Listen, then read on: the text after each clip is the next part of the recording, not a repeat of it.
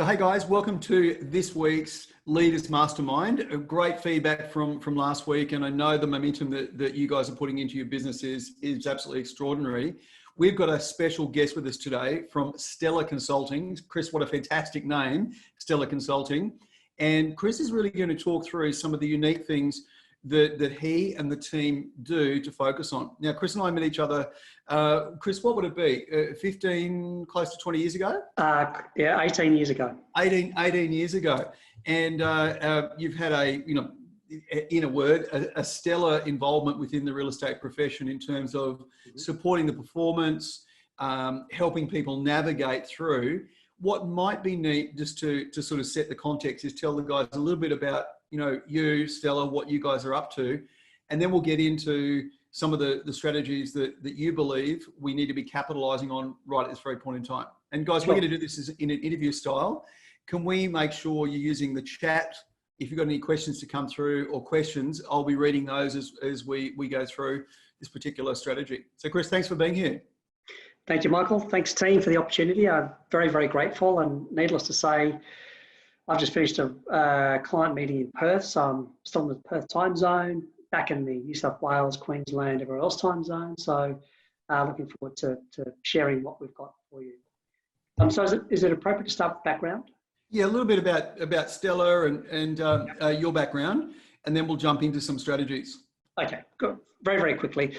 As Michael said, we met some 18, 20 years ago. If I go back one step, and the reason it's relevant and pertinent is it's the fundamental of Stella's offering with our clients at the moment. So I came out of financial services. Probably the most I learned in any of the companies was when I was at Macquarie Bank. Did a stint in the funds management division. Again, why that's relevant is how we view every business is it's one of the business owners' biggest asset. It's not always treated as their most important asset. And what I mean by that comment, controversial or not, is that they tend to underinvest into the business asset over cycles. So our main focus and my sort of background is helping businesses navigate, as you said, through different cycles, different market conditions. I take out what I call the product discipline, or whether it be real estate, engineering firms. So we have a very broad client base. The fundamentals in operating an SME are no different. And those fundamentals we overlay into the businesses to make sure that they are operating at their optimal, going through those different cycles, different times. So that's why the background for us, and my background particularly, helps us bring that experience. This is my 6th downturn, and been very interesting to sort of take all the learnings out of those and then apply it into our approach methodologies to our clients. Yeah, fantastic. So guys, that's great to know that Chris brings a wealth of experience to us today. And really the goal, as you say, Chris, is our main mission is to help our members navigate through this in the most appropriate way. And when we were speaking earlier this week, one of the things that you touched on is some of the absolute fundamentals that you believe that great principals and leaders in real estate are putting in place at the moment. Now, this could be broader than just real estate, but we'll focus a little bit more on the real estate business and your expertise coming through from there. Mm-hmm. Okay, so let me just start with a couple of rhetoric or comments and statements just to help people put some context around it. First of all, the philosophy that we adopt and encourage our business owners to adopt is zig while the others are zagging. Now, a very quick analogy that we use for people is it's like when if you've ever learned to swim off lifesavers, and you get the first rule they tell you in a rip, getting caught in a rip, is not to panic. It's the first thing they say to you. Now, that's all very well, and that's quite a fundamental. You don't burn energy, you probably get out of it. The problem with most people caught in a rip is they do panic. So they do the opposite of what everybody actually does. And that's what I'm finding with business owners at the moment is, as much as they kind of trying to swim against the stream, they're buying into a lot of the fundamentals that are driving their businesses deeper into a little bit of a hole at times. And that has an impact on both what I call the culture and the commercial. And so it's important to kind of go, so my mindset's going to be really important. If I use the term the CEO, that stands for me, Chief Energy Officer. So anything that you're feeling, anything that you're projecting could cause reverberations or vibrations through the business. And therefore people may not if they do plug into your energy around this, you're not feeling confident that will go through the business. So it's not about telling lies. It's not about pumping up the wheels and telling a rah-rah story. It's actually being solid, being confident, and creating a pathway so people feel as though there is some direction going. Because in these times, people feel like, I don't know where to go. Yeah, great, Chris. So one of the things that we've been talking about is great strategy with the right mindset will achieve the best outcome. And I think, really today we want to make sure that we're in that mode. And by the way, we massively endorse the CEO as the Chief Energy Officer, and recognizing the power of our language in the conversation as to what we're feeling and experiencing.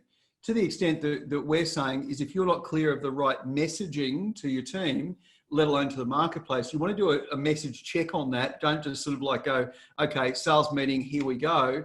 Let me reflect on this. What is the right message to come through and build that momentum?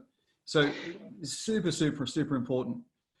From a strategies point of view, Chris, when you start to get into the zig versus zag, and I know that you talk about the counter-cyclical nature of your style and how you consult. Could you talk a little bit more about that? Absolutely. Again, I'm going to keep drawing analogies because my background being financial services and I was a financial advisor, draw the same parallels to a business owner. So let me give an example. There's a rule around financial advice, which is sell on a high and buy on a low. Same as the drowning analogy. What you find everybody does though, and I suppose this is one thing I'd love everybody to kind of keep processing, doesn't matter what cycle we're in, up or down.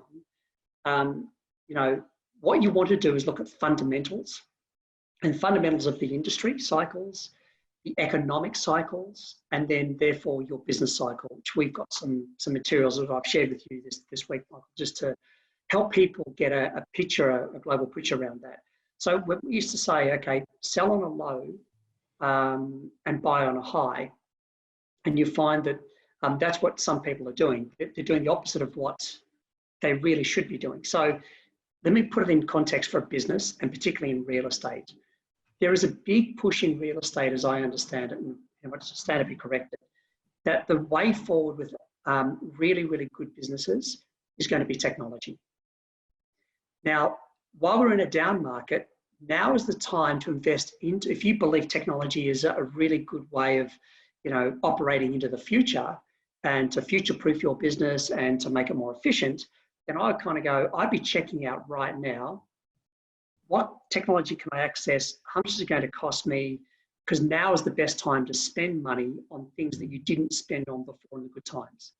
So that's the opposite and the counter-cyclical strategy that I would be adopting. And I'm actually doing it myself right now. I'm about to ramp up 5 times my spend on IT because we're all experiencing hacking, all experiencing ransom, we're all experiencing different things. I've had a lot of clients get ransom notes on, they're going to shut their systems down. It was a movie a few years ago and now it's actually real, a bit like COVID-19 or Contagion or whatever it was called.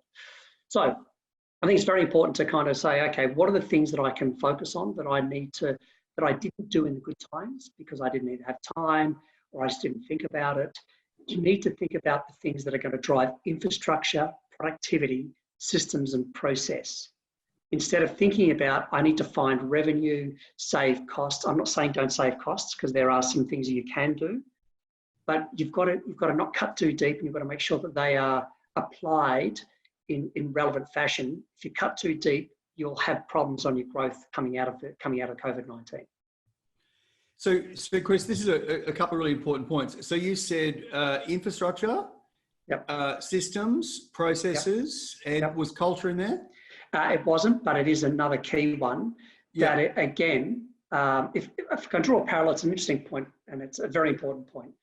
We run a valuation methodology. It's a very, very simple methodology. Basically, when we used to buy stocks, we'd look at a company, we'd run some criteria over it.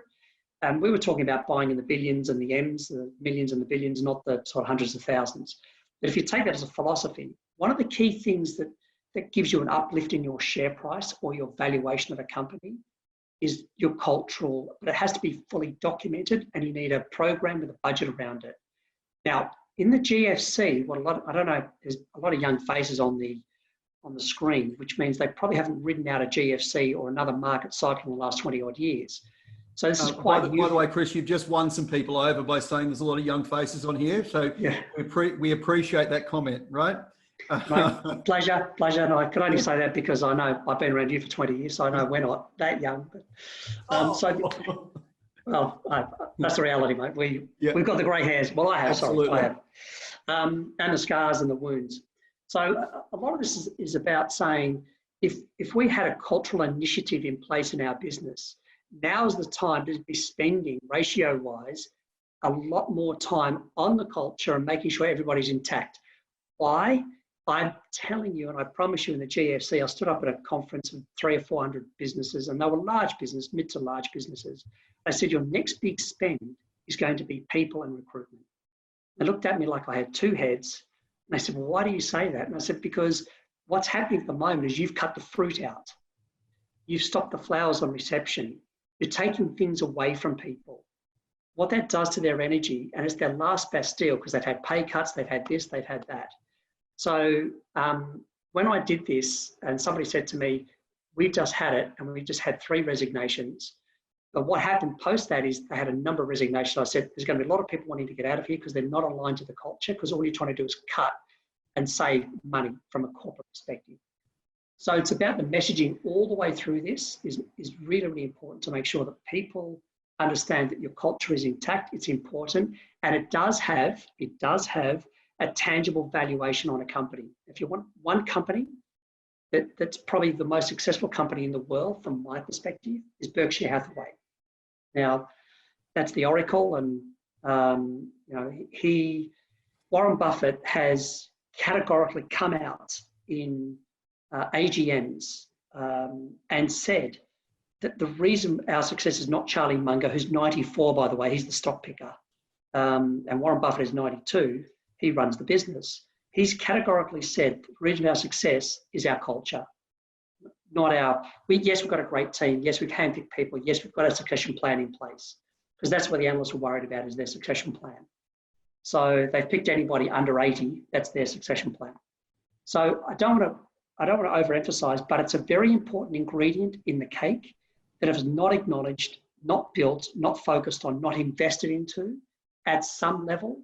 In the GFC, that all stopped, and that caused a big problem. So lesson is keep some momentum around the culture, and you'll come out as a lot quicker and easier with an intact team. Therefore, you're at the starting gate quickly, and therefore you can take full advantage of the upswing. Great. So Chris, just a couple of points on that. So, and by the way, guys, put things into chat if you want to either ask questions or clarify points as we go through. Chris, the question that I've got is that quite a few of the businesses teams might have gone back to working from a 5-day week to a 4-day week. There might be some salary sacrificing whilst, JobKeeper comes into play, but even then it could be in that particular mode.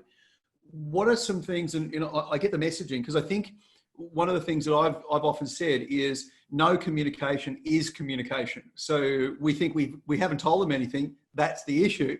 So if you don't tell me anything, I'm going to make stuff up. Yep. And there'll be coffee machine meetings and that side of things. Could you give us a couple of practical tips around that? And I know this is one piece of the valuation, but I think it's a really important piece. And it's one that doesn't need to cost a lot, but it's actually one that by focusing on it, it can make a massive difference. So let me make sure I've heard that correctly. If people are cutting back time and hours, and that's perfectly reasonable and plausible, so this is not a criticism of anybody that has done that, but it is important to kind of make sure that those people don't get lost on that last day. So the way that I've been recommending some clients do it is keep people engaged. Let them know what's happening to the future. And the term that I've been using is you need to double down on your comms. And when people are bored, they start wondering why, and they start looking. So provide the why is a big one. Why we got to keep reminding people, because they'll go into their own little hole if they haven't heard from you for a little bit. Then what are we going to do when we get through this? And so you start talking and tempering what I call ratio building the future. So you just kind of go, look, this will end. We've already seen WA coming out. So, you know, we heard that last night. We've got Queensland. So I'm monitoring the market to keep sending those messages of, see guys, we are starting to come out. If you listen to the news and you put a ratio and you said, look, all of the negative articles, let's call those black. All of the positive articles, let's call those green. If you look at the ratio of green articles over black articles today, the ratio has absolutely changed the last week. So just bringing that to the team, just random phone calls on the 5th day, just to check in, have no agenda. The key piece to this is not having an agenda. Do not drive your agenda when you're looking for people to stay engaged, re-engage, be part of it. You want them there in the end, and just explain to them, this is just a cash flow bump. It's everybody's going through the same thing. They want to know they're not alone, and they will be talking to other people. If you don't fill that gap of information in, they will, and I agree with you entirely, they will make it up. Technical term, they make shit up if they don't know. Yeah, yeah. So I love the increased communications and be their source of the green comms coming through, and I love providing the why and what's it going to look like on the way out. The other thing, and I just want to check in with this, that we've been suggesting is that we give people projects to do, and we're close on having like an innovation sort of session. So guys, what have we learned from this? What can we take forward coming out of this? So I think, you know, I guess we need to start to look at, well, one of the things that the leaders I think have been who are tuned in here have been pretty full on in the day-to-day operation of the business. So just want to get a sense of from a time investment point of view, you know, how much time invested in the now, which is helping guys get deals together, helping people get through it. The New Zealanders are on the phone or on the Zoom call here. They've literally yesterday come out of level 4. So they can show property now. Mind you, only 2 showings per property per day. So there's a limit around that, but compared to what they had, it's significant. People can actually move. Removalists can come into properties. So there's all of that. What percentage of your time do you think should be dedicated to that sort of future focus? What outlook's coming out? Yeah, look, I'm going to pick a random number, and it's relevant for every person, and you need to find your own benchmark. But the number I've been using for people is about 20%. And why I've picked 20% is it's kind of almost a quarter of your time thinking about the future. And that's not years out, that's kind of, you know, next 6, 12, 18 months out. Just to let people know that you are spending time on the future. As soon as the team hear that you are focused on tomorrow, they don't think you're going to shut up shop. They don't think you're going to, it's the right message. So this is all about messaging, and it's part of the comms that I was talking about. I completely agree with you, Michael. I wrote down here, and I found my own notes here, but keeping momentum around initiatives or projects is one way to keep the staff engaged. Like my mother was very good at, she used to give us things to do all the time, so we come around and see her. You know, that's just what mums do, right? If you didn't visit often enough. So could you help me with that? Yeah, sure. And it's kind of a bit like that. You just got to make sure that people are feeling like they're still part of it. That they've already got self-isolation, bringing them back into the fold and saying, look, I really need your help on this. I need your input. You're the best brains person in this business on this topic. Have you got some thoughts? External speakers, just to come and give a bit of a top up, might be from an accountant, might be from a financial advisor. Just find some relevant topics that are feeling impactful from a personal perspective, just to let them know you're caring about them can also help. Yeah, fantastic. So in that 20%, 20%, yep. In that 20%, what would you want the guys to be able to make sure they're putting on their radar? Okay. And by the way, I also have the last of your charts. Charts is I think the coolest chart. So if we can share that at some point in time and walk through it with the guys, that would be fantastic. Is that on the valuation one, or? Yeah, the colourful one, the 4 colours. You know, cool. Okay, yeah, I can do that. No problems at all. Okay, so yeah, hang on, I got my glasses on. Where are my glasses? We've got some comments coming through. Okay. Do you want me to do those before I launch in? Scott Nolan's just asked, what does double down on comms actually mean? Great. Not commissions, Scott Nolan. You went a bit too real estate. comms as in communication. Do I hear that correctly, Chris? Yeah, yes, sorry, Yeah. my fault. Yeah, it's jargon, communication. Yeah, communication. So what would that look like? And occasionally I'll have someone say, "Oh yes, Michael, I sent out an email in January about our vision and what we're actually out to achieve this year. So tick, my work's done." Yes. As opposed to what frequency we need to have in place in ensuring people know. And I think this is a really important point, is that they need to know that you're investing time in the future. So, for example, at the moment, guys, I've had the gift of this whole health and safety and economic issue. I've had time to look at our CRM system, and I have found amazing things within our CRM system. I'll just use the word amazing, and you can make up what that actually is. That would have never happened under my typical work style. Now, what I've done is communicate to the team to say, hey, we're going to change this. We're going to do something different from the point of view of looking at this and being able to serve our clients in a more effective way. We had a SMS go out yesterday to wrong people got the message kind of thing. It's like, what? So this is the benefit for us in being able to look at that. What do you think is the right level of communication, or is this something that you need to really find your path for the individual business? Look, I think that's the quickest answer. Find your own rhythm, find your own path.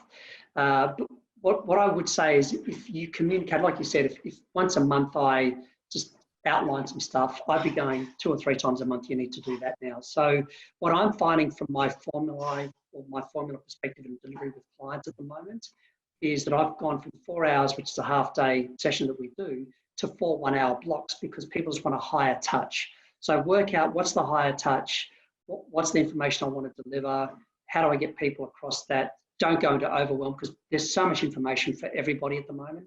It's going to go over their head. So make it effective, make it efficient. So the double down is, if you did 2 lots, do 4. If you did 6, do 12. They're touch points. They're comfort zones.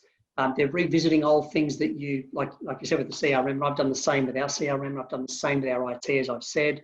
So that's what I mean, infrastructure. Anything that's going to support, and I've put that down as initiatives, projects.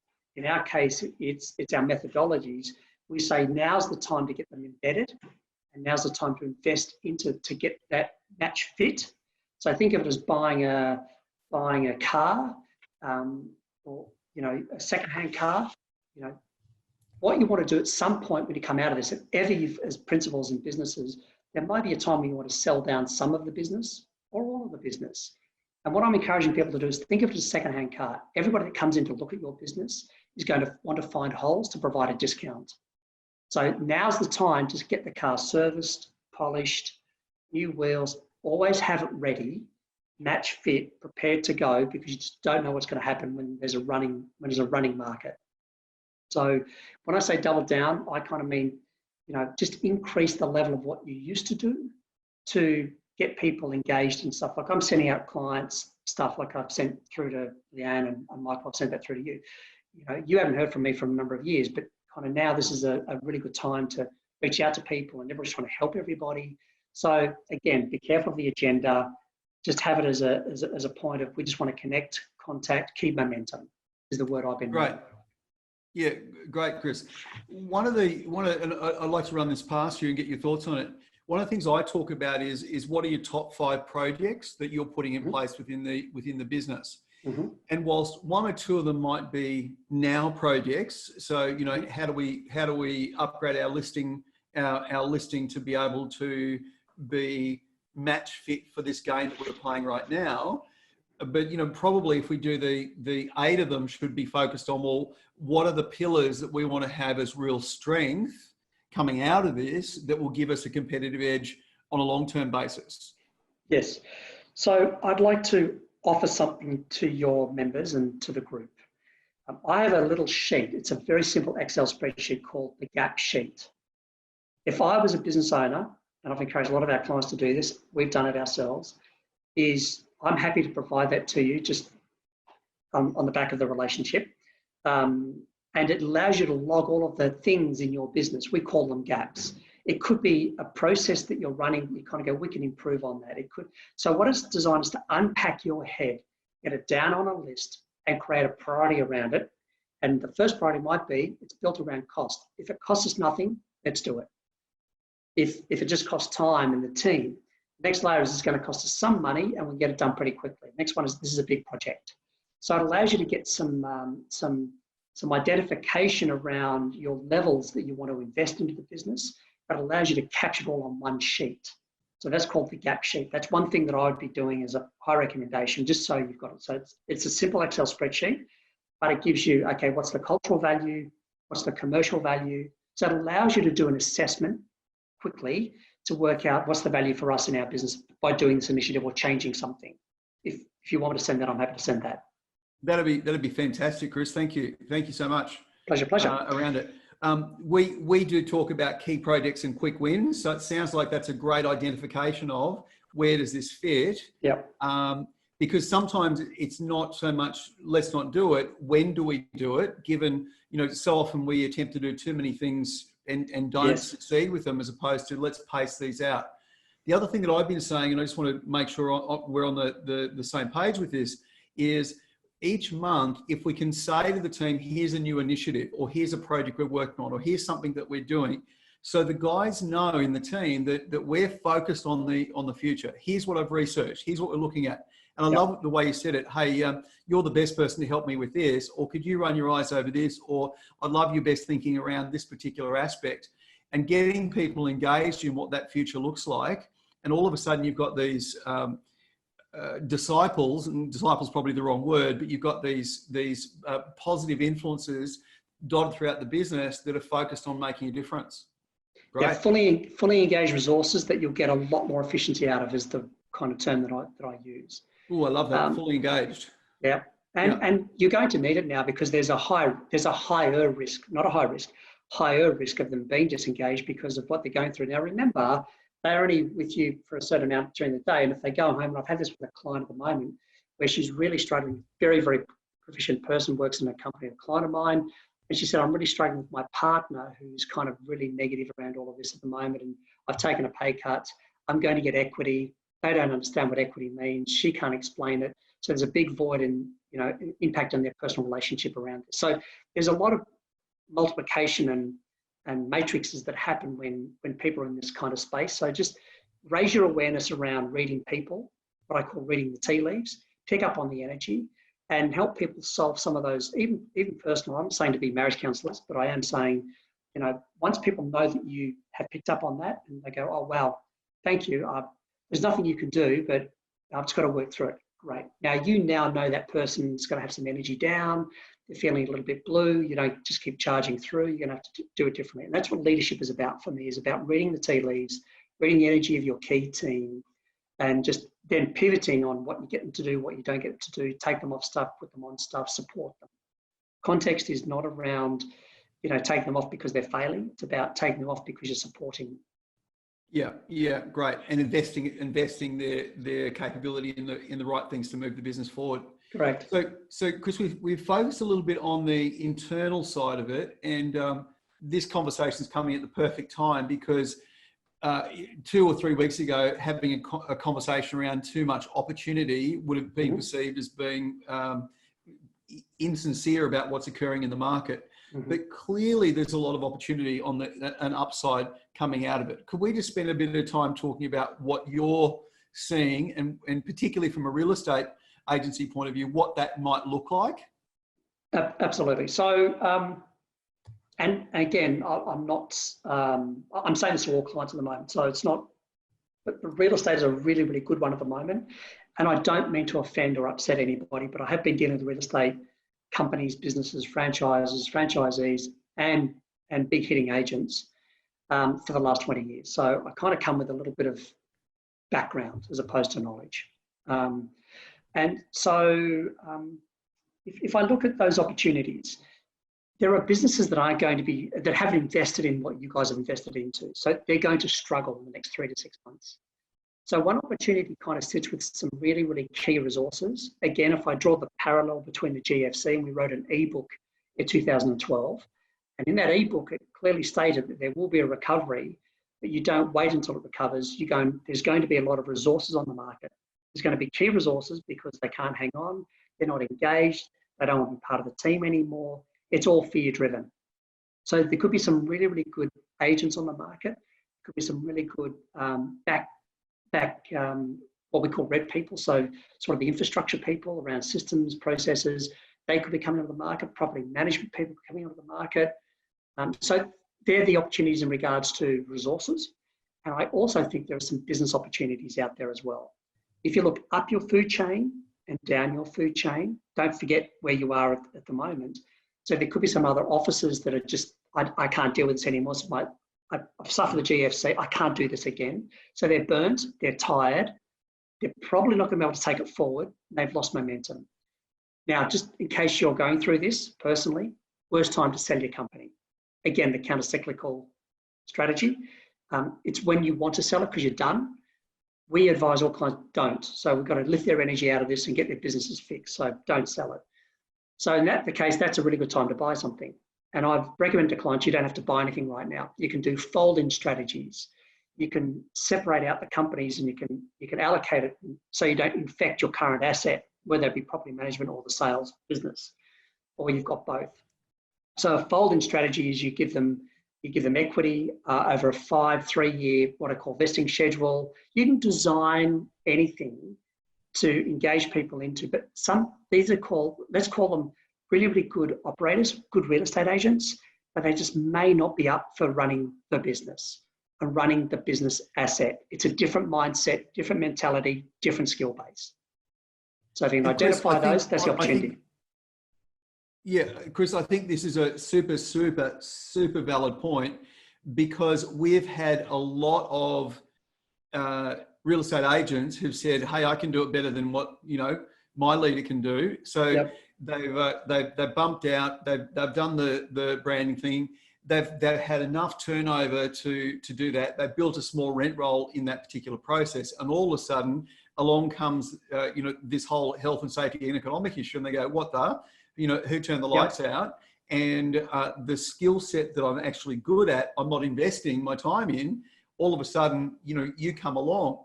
So a big part of this, and I've had this conversation with a couple of you, is making sure those guys that in the salesman, you say, well, they're turkeys, they're they could be in the team, or they could be those people who based on a fold-in strategy, become part of a broader and a bigger business from that point of view.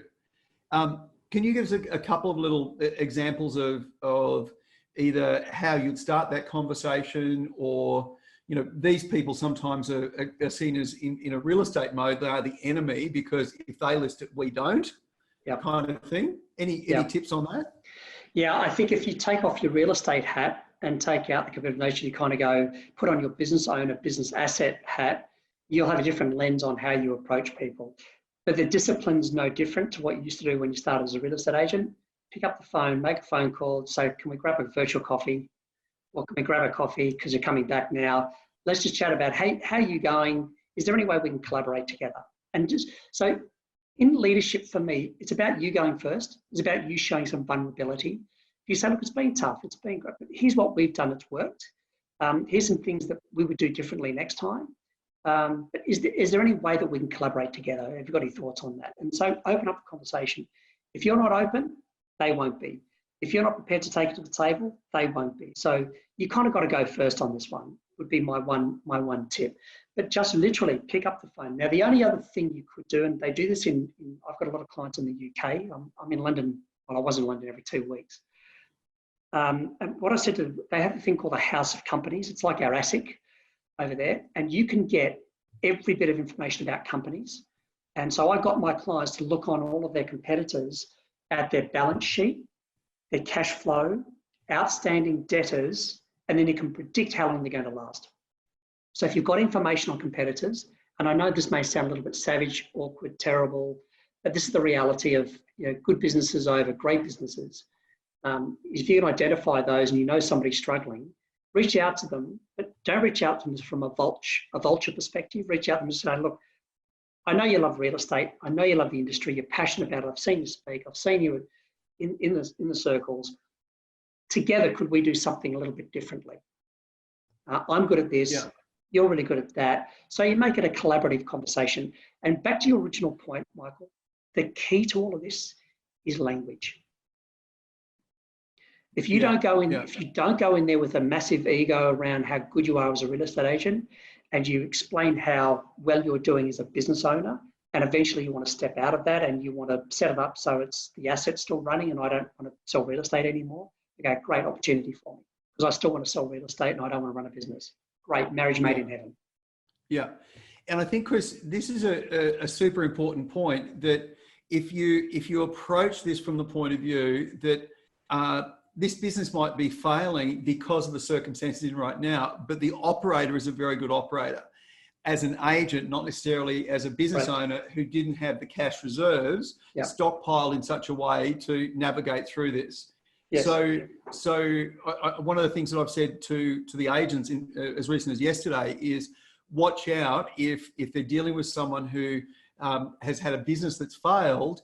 It isn't necessarily the person's not a failure. They've actually had a situation where the dynamics they had in their business didn't support the current economic situation. It's a little bit like on the commercial side. Well, if your business is 90% down in sales, just pay 10% of the rent. Actually, if a business is 90% down in sales, there isn't a business kind of thing. So the ability to have that empathy in the process and back to language in such a way to say, hey, and I love the line, how can we collaborate with this? Because what we might find is there is a way of collaborating that's different. If we go in there with too much of a fixed view, by the way, they might turn around and say, look, I'm not sure how it would work, but I'm really open to it. All right, well, why don't I come up with a couple of suggestions with it? You have a think about it and let's meet again and discuss this a little bit further down the track. Absolutely. And I think that's the important piece is you running the context. So the members running the context of just open to find out what's out there, and you'll get a lot more information out of people. And it may not be the right thing. You're going to have to kiss some frogs through this because there's going to be some pride. There's going to be some egos. There's going to be a whole lot of stuff that could get in the way. Like you do with real estate, just keep going. So the term I use is don't confuse the brilliant technician with the not so good business owner. And that's really good. That's really good. Brilliant technician. Yeah, fantastic. And I got to tell you, I've got that in accounting firms, which you may or may not be surprised in, engineering firms, legal firms, real estate businesses, great at what they do. They're great at their craft, but they get to a maturity level on our cycle. And then all of a sudden they just kind of go, I've got IT, HR, legal issues, the contracts are out of date. I haven't got time to do this. So their belief is I've got to do everything. It's too big for me. I can't do it. So they wind it back. Yeah, great. And Chris, what I'd love to do right now, assuming you've got the time to do it, is for the guys to go into about a 10-minute breakout rooms. You and I can stay here if you want, or you're more than welcome to join a breakout room. Guys, have a discussion around this. So how are you investing your time? So here are the two questions. How are you investing the time, and what are those? Actually, I'm going to give you three. How are you investing your time? What are the pillars you're building in right now so you come out of it strongly? And what might be the opportunities that exist within your marketplace? Okay, so time, pillars, opportunities. Those are the three questions. Most of you know each other, but if you don't know someone in your particular breakout, please introduce yourself, where you're from. As you go into the breakouts, two things to remember. You need to unmute yourself so people can hear you. And you also need to click the join to jump into it. Chris, this has been hugely beneficial to not only from a strategy point of view, but I think it starts to shift the thinking in the direction of as to where we're heading and what we actually see as the upside. So I'm going to launch the breakout rooms now, guys. So enjoy. See you shortly. A 10-minute breakout. If I can see you, it means you haven't joined your breakout just yet. So thumbs up, guys. So I'll just go to a border group. Thumbs up. Healthy discussions. Awesome. So one of the things that I love to do is let's just go through each of the groups. There was something that I was going to share with the group, Chris, but I actually think the conversation that you and I had, we had our own little special breakout, by the way, guys, is that we'll share the pack based on that, you know, the do's and don'ts and some of the models, if you're okay with that, Chris. No problem. As well as the gap spreadsheet. And then if you're okay with it, maybe in say 3 weeks time, pop back and we can do more of a debrief on those particular points. Would that be of value, guys? Debriefing on those points. Will also be another, you know, 3 weeks down the track, and we'll sort of know more. It seems like we're knowing more every single day in the process. So firstly, can I go to Matt Bourne? Matt, you were in the first breakout room. Number one, what did you guys discuss? And anything that you'd like to clarify with Chris? And I'm calling you the elected spokesperson, by the way. Thank you, Michael. Yeah, I guess our focus was probably more on technology and efficiencies. So rolling back to what Chris was saying, point number 2 about focus on systems, process, infrastructure, and how can we get, especially around property management, how can we get better economies of scale out of introducing new systems and processes. So i.e. our property, eliminating some of the old school technology and bringing the new stuff, and can we get the average property manager managing more than than 100 properties, getting up to sort of 120, 130, as Mo was saying, they're not having to replace people as they leave because of the efficiencies of that particular system. And then we just talked about the time it's taken to get that on board. And I think, as Mo was saying, about sort of 6 months at this point through to the last module, and how they rolled that out. Matt, if I can just chime in a couple of points there. If there was ever a time, I mean, there's no way if we were running a Zoom, if I said we're having a Zoom session in February, everyone would have gone, oh yeah, whatever. But you know, one of the things that is a gift of this particular time frame is the compression that this has created to get into momentum around some of these things. So we might be surprised that a piece of tech that could have been a 6-month implementation, because of this, and Chris, I love your thoughts on this, we might be able to reduce that time frame and have more ownership in the team with that. Chris, any thoughts on that? Yeah, agree with all of that. Just a very, very quick one, because I know we're nearly out of time and I hate going over time because my father was in the military. What I would say is have the mindset of fresh sheet of paper. So I agree that 6 months ago, technology, everything's moving faster, quicker. People are now forced to do this. So I think that's a shame in one way, but it's great in another. What I would do is I'd even look at the property managers. And if you looked, and we run a thing called time trackers to find out, Catherine will be familiar with time trackers, tell you exactly what people do each day. And that includes everything, not just their jobs, but everything they do, breaks, everything. And what you're trying to do is get an assessment of how much time they're spending on things. And you might say, we've got 9 property managers, or 6 or 3, that are doing all the same tasks that we could get a cheaper resource to do. So it's called width and depth.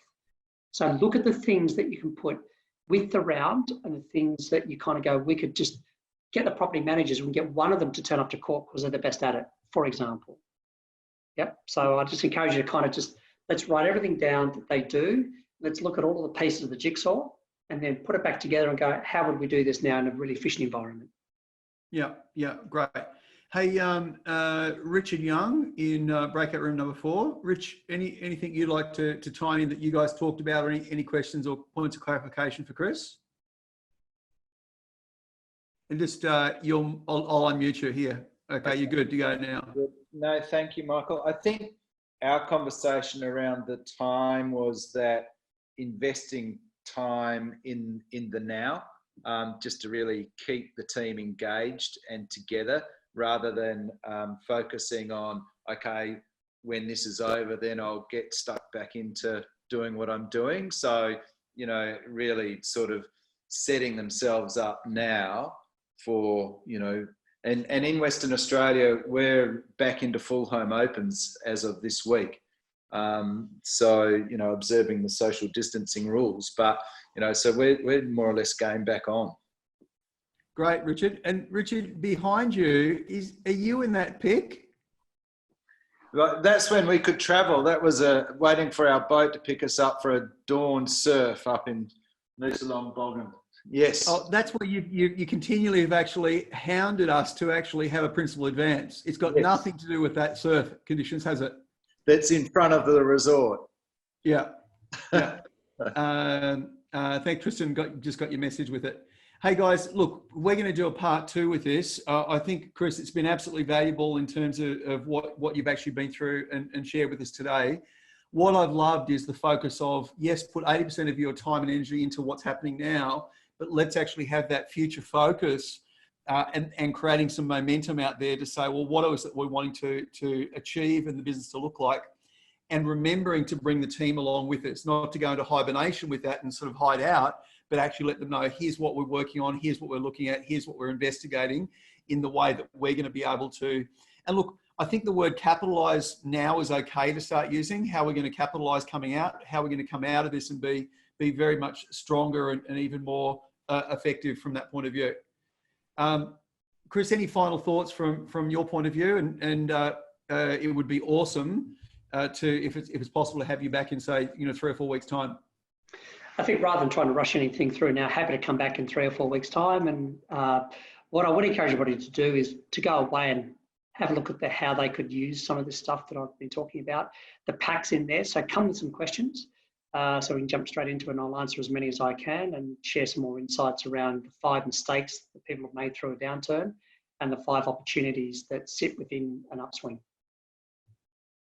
Yeah. Fantastic, Chris. Really appreciate it. Round of applause for Chris, everyone. Oh, the silent clap. Thank you. Yeah. The silent applause. It sounds a lot like a bowls clap, doesn't it? It does, yeah. All right, Chris. Just absolutely awesome, guys. Thank you so much for tuning.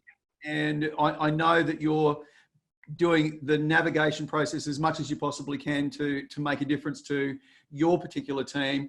And not only that, also a difference to the community, because for a lot of you in your marketplace, you're viewed as a pillar of the community. So your conversation internally, your conversation externally has a big impact on the navigation and the overall momentum that's happening within your marketplace.